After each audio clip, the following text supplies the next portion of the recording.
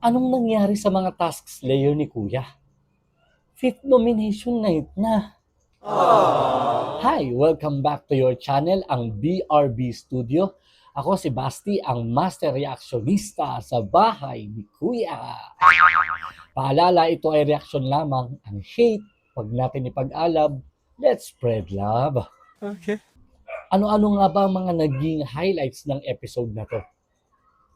Ayan tayo eh. Just keep watching. Isa-isayin natin. Matapos nga hindi mapagtagumpayan ng mga ex-housemates ang task, ang team trupa naman ang nagbabaka sakaling mapanalunan to. Sa totoo lang, nasa right track sila eh. Pero ang mas napansin ko ay hindi sila naging conscious sa build ng tower nila. Dahil kung mapapansin nyo, medyo tilted o may pagkatabingi yung tower nila. Compare sa soaring langga na kahit pabagsak na yung tower nila ay intact pa rin yung mga blocks. Nalungkot din ako sa nangyari sa trupa kasi andun na sila eh. Kaso, ganun talaga. Sayang. Sumunod naman ang grupong flop para ipaglaban ang kanilang magiging ambag sa weekly budget. Bagaman napansin na nila na medyo mabigat yung kabilang side ng season, inagpatuloy pa rin sila sa strategy nila. Pinagpatuloy pa rin nila yung nauna nilang strategy hanggang tuluyan ng naligaw. Hanggang dumating nga sa dulo na makakapag-build nga sila pero yung balanse ay hindi na nila makukonsidera. Bukod pa sa may oras silang nauubos. Sayang talaga. Anong nangyari sa mga tasks layer ni Kuya?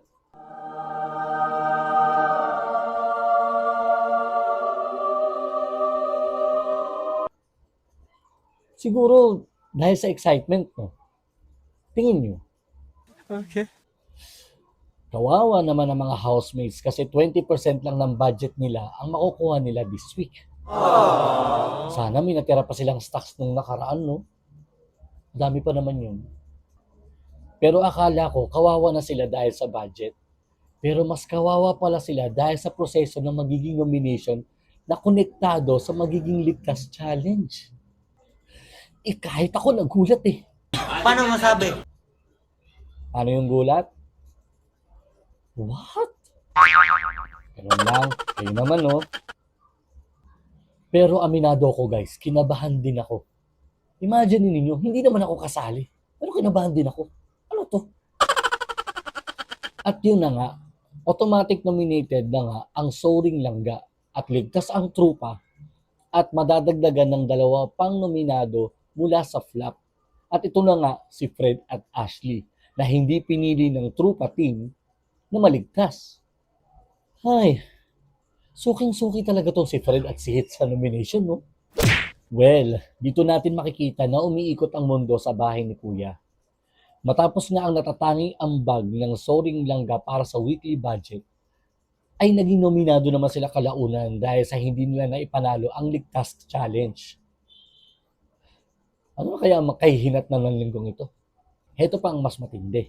Papasok na ngang muli sa bahay ni Kuya ang wildcard housemates na sina Anton, Marco, Eliza at Rave. Oh my God! Para paglabanan ng kanilang pagbabalik official housemates. Sino kaya ang magwawagi? Tunay ngang nakakakaba ang mga nangyari sa linggong ito.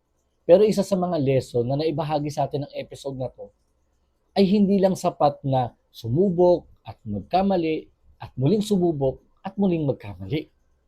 Kailangan din ng sapat na pagtutok, pag-aral at pag-aanalisa para mas maging efficient tayo sa paggawa ng mga task na nakaatang sa atin. Bukod dyan ay wala rin kasiguraduhan ang buhay sa mundo. Minsan mananalo ka, minsan matatalo ka. Ang mahalaga ay kung paano natin to inilaban at kung paano natin to hinarap. Kayo, anong natutunan nyo o naramdaman sa episode na to? Share nyo naman. Muli, ako si Basti Batistis na bumabati sa inyo ng Say what? happy birthday sa lahat ng may kaarawan today. See you on my next video.